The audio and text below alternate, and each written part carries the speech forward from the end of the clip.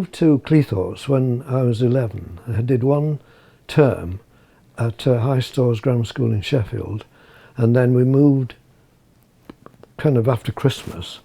Well, I used to like making little boats, and I have a couple here that I made when I was when I just really got into art school, so about age of 16, 17, and I used to go down to the Grimsby docks with a sketching permit to do drawings, and then I would come back and make little boats. In your father's shed? In my father's, yes. My dad had a shed in the garden, yeah.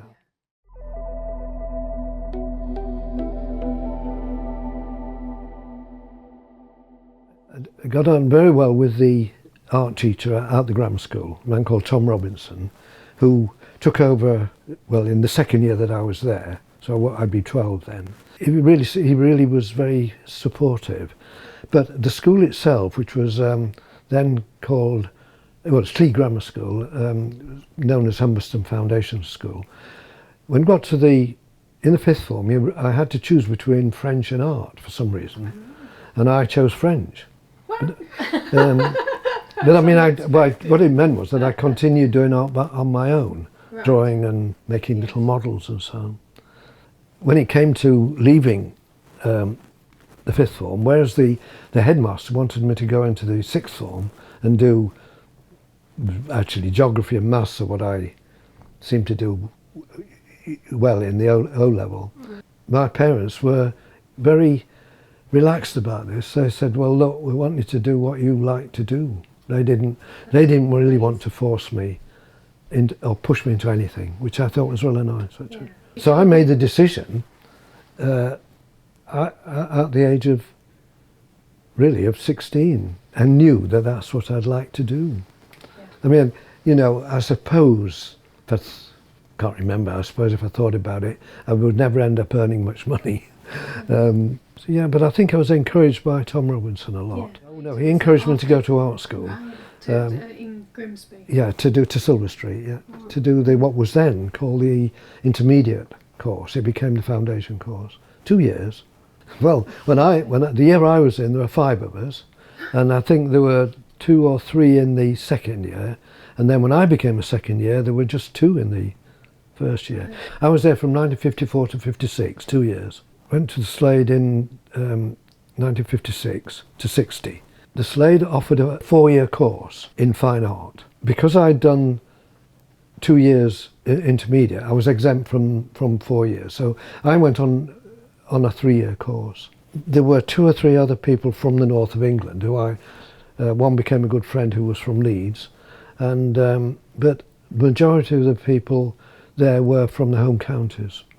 A really good friend of mine actually was the son of the Spanish ambassador to Britain, and he had a flat in Mayfair. I lived in a YMCA in a little room about the size of this, although it's triangular, in Hornsey YMCA. The Slade School was then, I think hopefully still is, an area where they did really concentrate on the whole business of looking and observing, drawing.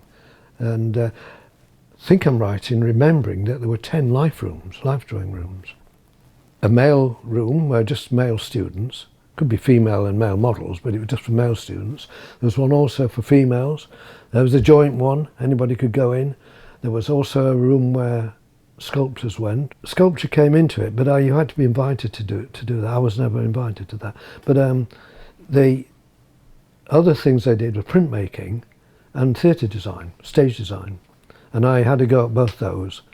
Well, the first 2 terms, I think, I was, as it were, banished to what was then known as the antique room, and it was a room where they had casts and animals in cage and birds in cages and flowers and all kinds of things. Fascinating, a really big room actually, and I spent the entire first term in there. And maybe other people who'd come like I did with a limited experience were as well.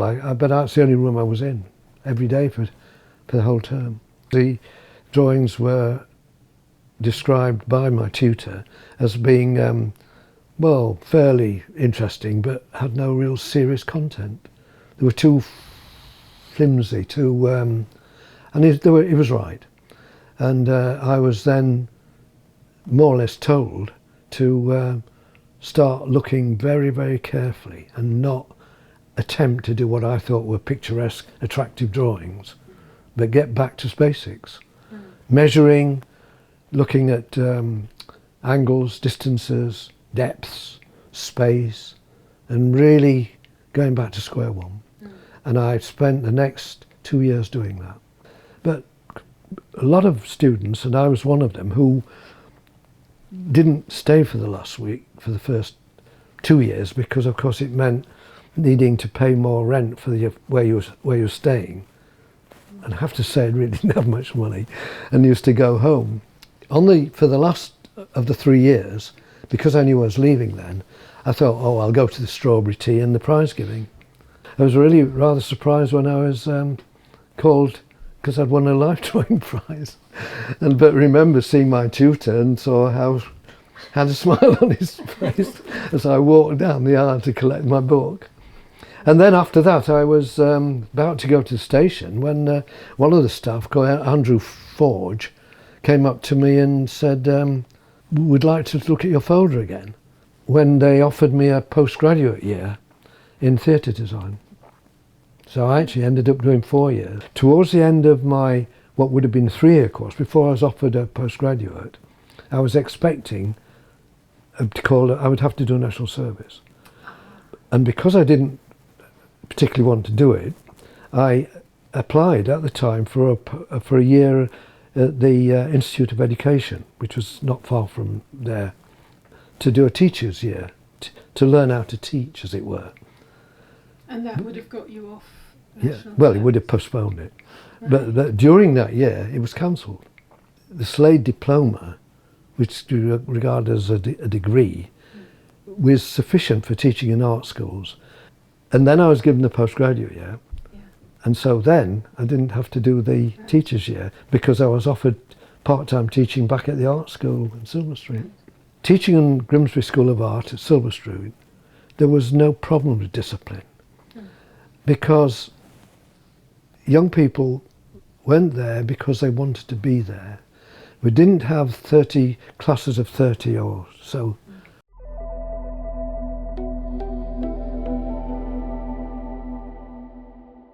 Have a go. Don't be frightened of it. Don't be trying to produce anything that's, too precious.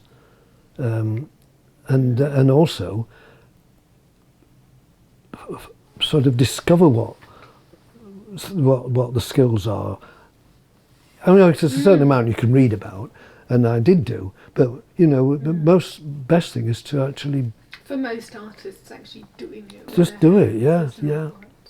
I know, you could say, yes, well, then you're a teacher. Well, of course, there's certain things you can teach, things like mould making, casting, welding, and so on.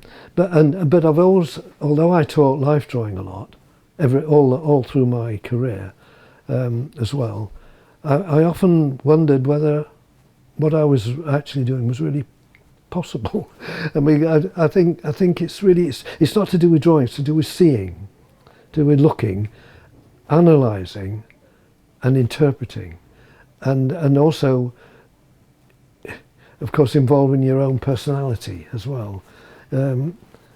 It's not just copying. Life drawing is more than that. It's understanding shapes, space, depth, whether it be a life model or if it was a sort of a cat or a dog, but of course they don't stay still. Do you see what I'm getting at? It's the actual discipline, in my opinion, that is so valuable, particularly to young art students. Of life drawing. Of life drawing. Well, of any drawing, observational drawing. Plenty of things go wrong, as you probably know. But that's what I was really trying to say. Don't be put off by that. Just sort of think, if that's what I was saying to young people, I said, don't be trying to be too precious about everything. Yeah.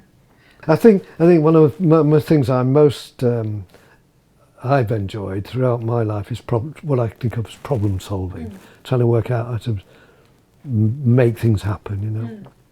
I think most of the times I'm not very happy with what I've done, but I think most people feel that. But things can happen that you don't expect. An example, for example, would be working with wood carving. Wood can be so frustrating to work with because suddenly you might find there's a rotten bit in it, or a crack appears, or a bit falls off, breaks off, and you then have to adjust or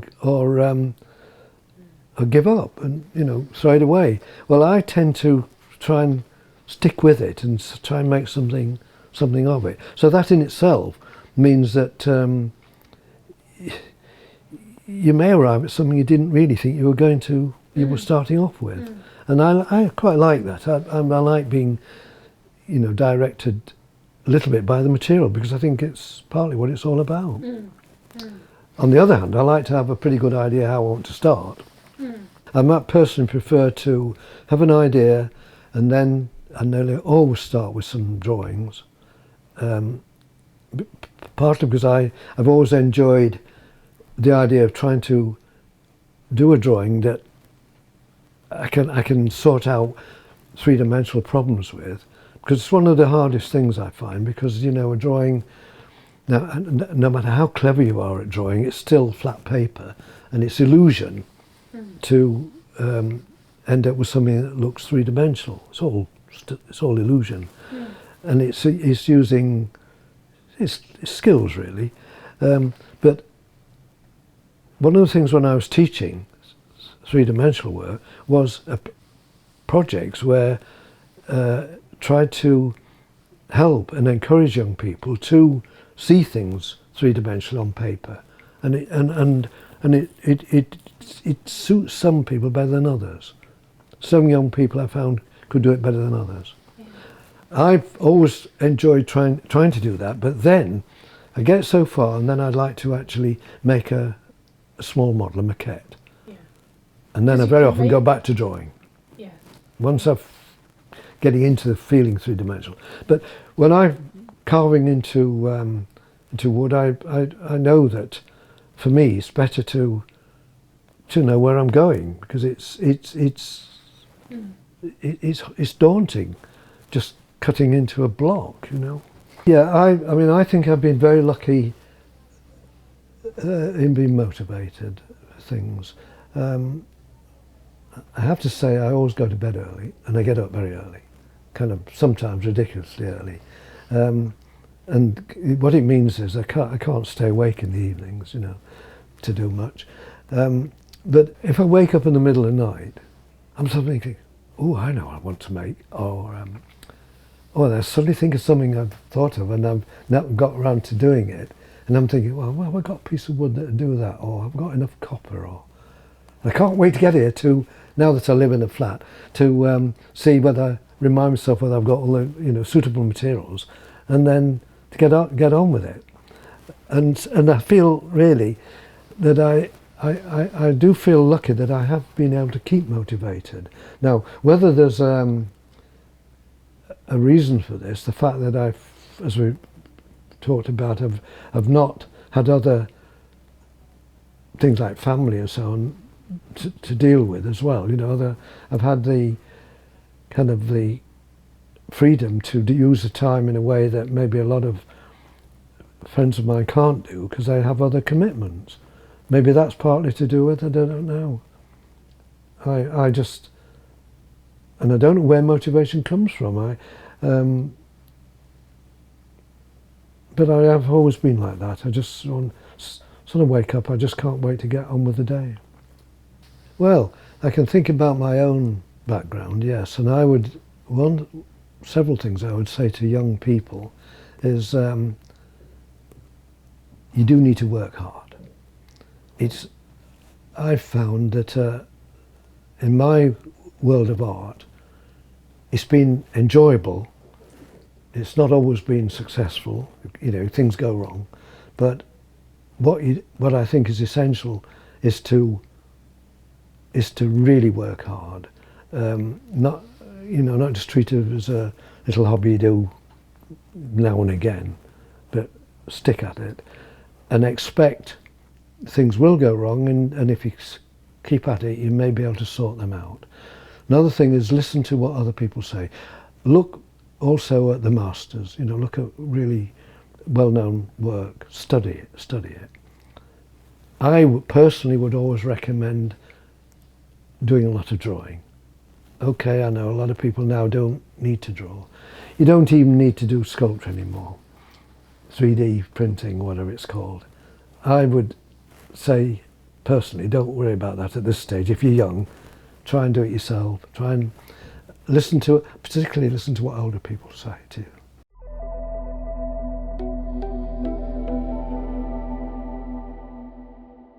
I have a problem with my work. I suppose all artists do. I've never asked you this, but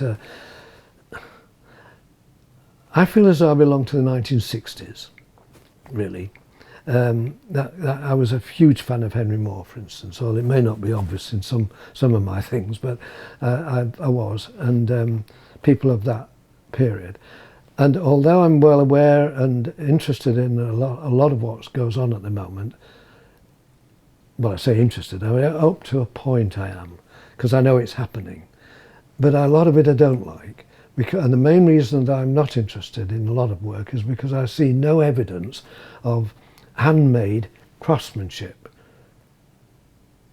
Okay, I know that a lot of work is what it is. It's an idea. That's what this work is about. But very often it's carried out by other people than the person who has the idea, and I'm not really into that. I'm interested in things that are obviously hand done, handmade. I'm not particularly talking about bronze castings, because originally they're the original was done. But a lot of installations, to my mind, only go so far as I like a lot of installations, but a lot I don't like. They don't interest me much, that's all. And is that because but it just made me often wonder whether I know I don't really fit into this, into the year 2000, never mind 2023. And I'm not that I'm bothered, because I just do what I want to do, and I'm not trying to impress anyone or sell it to anybody. I only do it because, I know it sounds incredibly selfish, but art is selfish, I'm afraid, and whatever anybody says. And but that's what I've enjoyed doing, and I like, get up early in the morning, just can't wait to get on with something if I'm in a frame of mind to do that. And I hope I always am. I hope I always will be. But I sometimes think, well, it looks rather old-fashioned, this. I like to think that people who do see my work, for example, young artists, I'd like to think they would recognise that it was hand-built, handmade, and that they would be capable of doing the same thing themselves, or similar things, adding their own input, their own ideas, which probably could be much more exciting than mine are. I'd like to think that they did feel they could learn a lot from it. By not selling my work, I have sold things years ago, and I've also given other things away, but because I've ended up, which is probably, you don't need to be in this place very long to realise that there's a lot of work there, and there's a lot in boxes and in cupboards that you can't see. But because of this, I've got what is unusual these days of a large body of work, which in itself I think is quite unusual, and I like to think that when I'm not here, then that it just all won't be thrown in a skip. Who knows what will happen, but I think, and because of this, and during lockdown, I was sort of encouraged to do this, I've done a sort of catalogue of my work, and hopefully we'll add a lot more to it.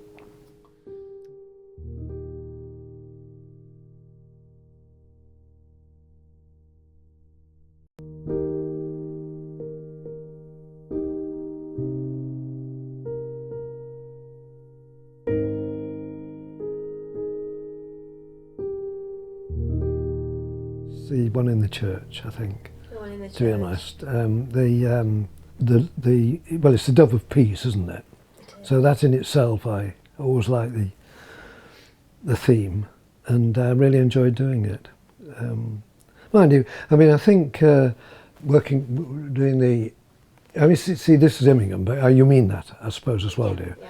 Now, being my first one, and in 1965, I mean, thinking about how I had the nerve to even do it that size. I'd never done anything like that before. And also as we talked once before, about creating something that was deliberately blurred, an impression, rather than a tight statement of what people really like, which made it all the more amusing why it was so controversial, really. Because, I mean,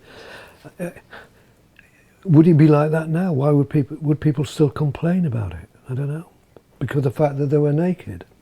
Yeah, it was controversial right from the beginning. Oh, it was, wasn't it? Yeah. Probably still is a bit. How did you have any thoughts on it being controversial? Did it come as a surprise? Or? Not really. But then that's why I wondered whether it would still be the same nowadays.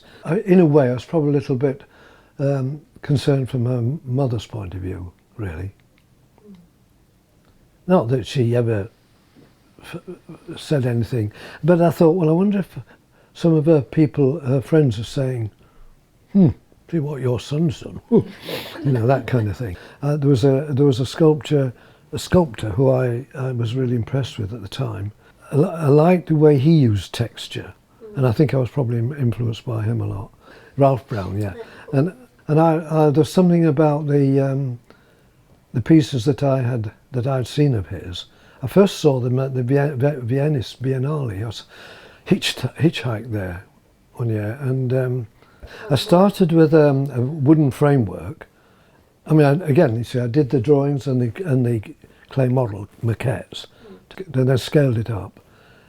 Out actually on the ground of the crew yard, I drew it out in chalk paint on the concrete, and then built relatively simple wooden armature framework. I then put chicken wire around it, and then I can't remember, some sort of fabric around it, said to put clay on, so the clay didn't drop through it all. Then built it all with clay. Took ages to do, of course. And the other thing was, I was doing it, I think, during the summer, and I had to keep it damp. So I had to every night I had to cover it up.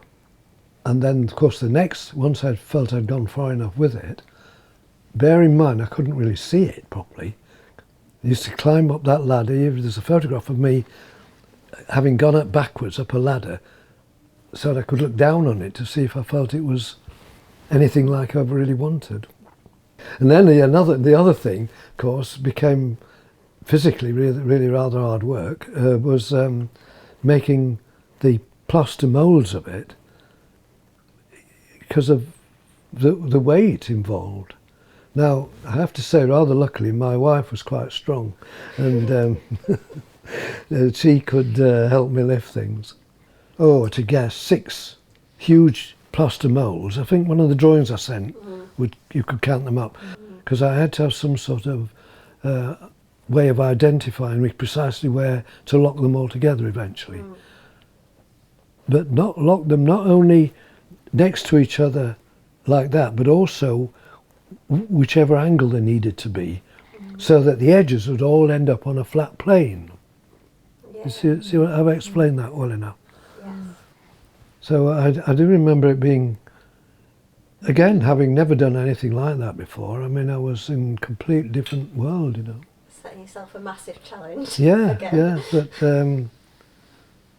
But anyway, it got done. So really, I think in terms of the actual piece that I made, I really enjoyed doing the wood carving, again because I'd never done anything quite like that before, and the huge Viking relief was I found it really hard work actually, to do it all outdoors as well. And you know, I ran into problems with lifting things and handling such big pieces. It's really So nice. I mean, I'm not saying I didn't enjoy doing it. It was just that there's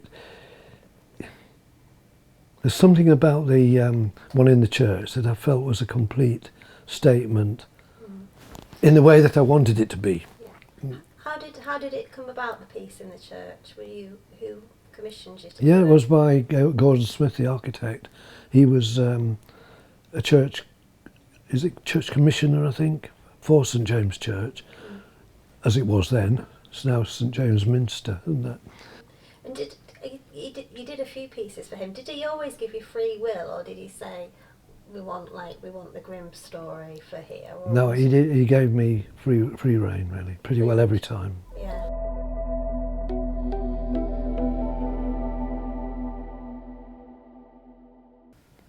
I had made the big. It's a big circular thing, Kat. This of the town seal. What is it? I don't. It'd be about this diameter, won't it? Yeah. With, you know, the history of Grimsby, and with Grim the fisherman, Princess Goldborough, and Havelock the Dane, which it appears all over Grimsby. That's what's on the big copper relief. And once I'd done that, I set out a big kind of, I made a wooden and hardboard frame, the exact size of the wall behind it, including the perforations where the concrete bits are above it, and right down to the floor, or where the mosaic ends. And then I took away the, moved the big discs, you know, the big roundels somewhere out of the way, so I could stand in the middle of the circle, setting out all the bits of mosaic. And that took a long time. So that I could get at it from the centre and from the sides to set out these tesserae, I think they're called, these little pieces of mosaic are only, what's that, a centimetre and a half square, something like that. And quite a lot I had to cut to create interest. You know, I had proper mosaic, you have proper mosaic clippers. Set them all out. And one day I had a visit of the WI. I think there's probably about 9 or 10, 12 maybe young, women came for me to give them a talk about doing this. And so I was standing in the middle of this circle with the mosaic all round, all finished. And they were all gathered around, and I was explaining the process. And suddenly my wife opened the kitchen door and our little dog, black dog, ran out, came racing in, tail wagging, and scattered the mosaics all over. Ran right across. And I was trying to give this talk to people. There's mosaics flying all the little dog wagging his tail. And when it was all finished, I think they all thought it was very funny. I sure didn't. you did. But so the following day I had to start all from scratch again. Wow. And I spent days doing it.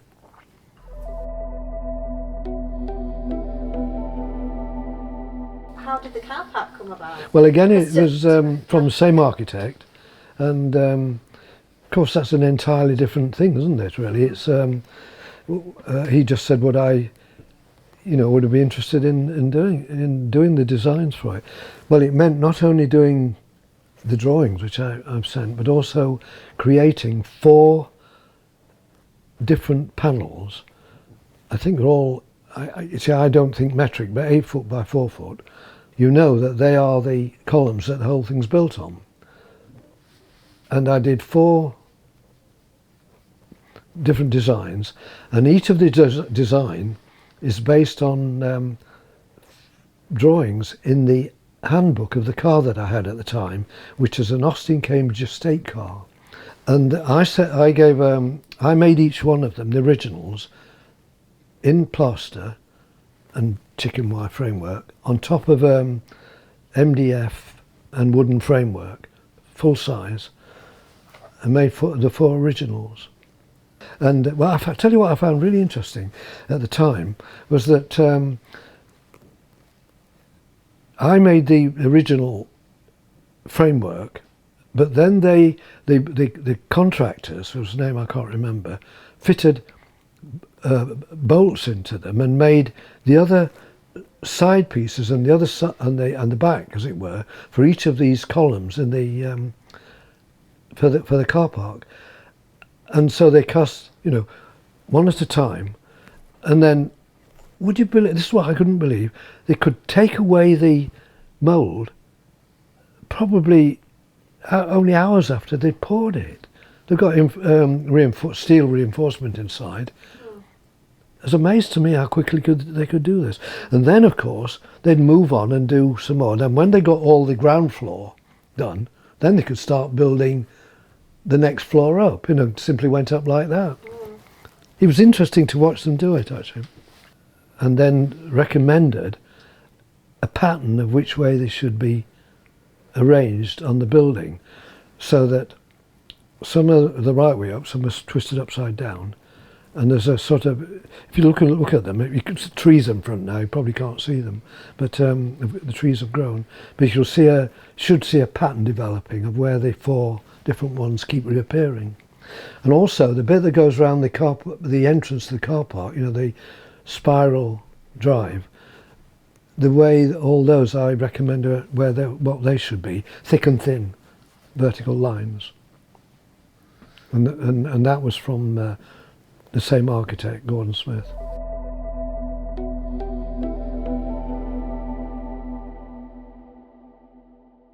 I was part of the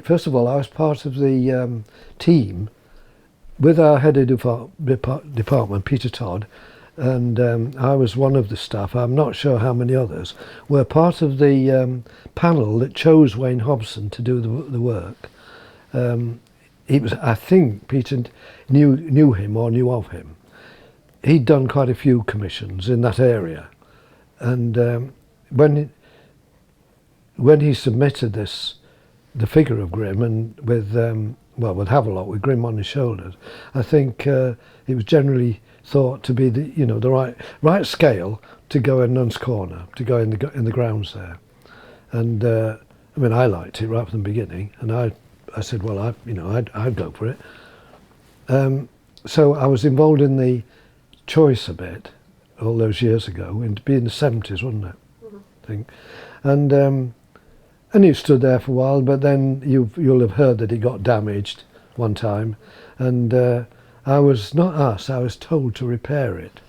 Now, I don't know how much you need to know about the repair. The penis was broken off. By vandalism? By vandals, yeah. Did they take it away? Took it away, yeah, I don't know where. It'd be interesting to know if it still exists. Anyway, Peter Todd told me to make a new one for it. And we had photographs for me to copy from, and can't guarantee that I got the size right, but I got the style right and the angle. Anyway, but I had to fit it as well, and hoping that it wouldn't get broken off again, I inserted a high-speed steel drill. And when I came over that time and saw it, you can see where the remainder of the drill is. Because it went again, you see, eventually. The whole thing was damaged, wasn't it?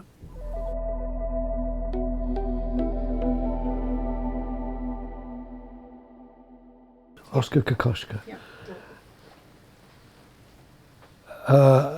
He's a sort of post-expressionist painter. And he actually came to the Slade when I was a student there. Been dead a long time now, and this would be, I'll tell you when it would be, 1958 probably, and he had a house. He had a house in London, and he came down to the students' common room, and to give a talk after he'd been shown around the building, and everybody was sort of on edge. He was, at the time, one of the most famous living painters around, and in the world, and everybody was just in awe. Really, we were all sort of in the common room, standing round, and he was just saying one, telling us little anecdotes about his background and so on, and. There's one thing that he talked about which I'm not sure I ever understood, but I've thought about it time and time again since. He said when you're doing a painting, a still life, let's say, well, a vase on a table. He said, I want you to think that when you do that painting of that jug has been put there and it could be taken away, and he thinks your painting should show that that's possible. Now, is there any, I couldn't work out whether there's any sense in that at all, but what it is to do with you, when you're doing a painting, being aware of the space. In other words, it's not just a sort of, I mean, I don't know whether it's a load of nonsense really, but I remember him saying something, and I won't have got it word for word, of course, but it was that kind of, it was to make us think about the fact that when you do a still life, and he did do a lot of still life painting, that still life hasn't been there forever. You've actually created it in that feeling that the space has been altered while you put that jug there. He thinks ought to be somewhere in the way you're painting. Now, I don't know if that makes sense to you. Time captured. Yeah, that's it. It's that kind of thing, and I don't know. It just stuck in my memory that as being the fact that here's one of the most famous painters of the time in the world saying something like that. I've been very lucky in life. You know, there's certain things I was the right age to have kind of a reasonable pension from work, from teaching, you know, and I've got state pension as well. And I know this is a difficult one, but I felt very lucky that I didn't have to make the decision to go to war.